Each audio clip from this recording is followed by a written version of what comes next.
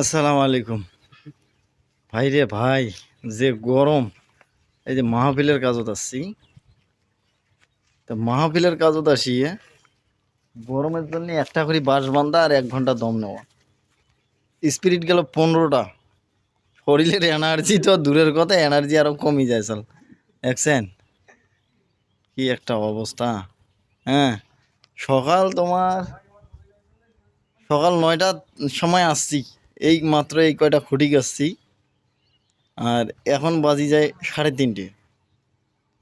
কোনো কাজ পেছনে দেখেন চল।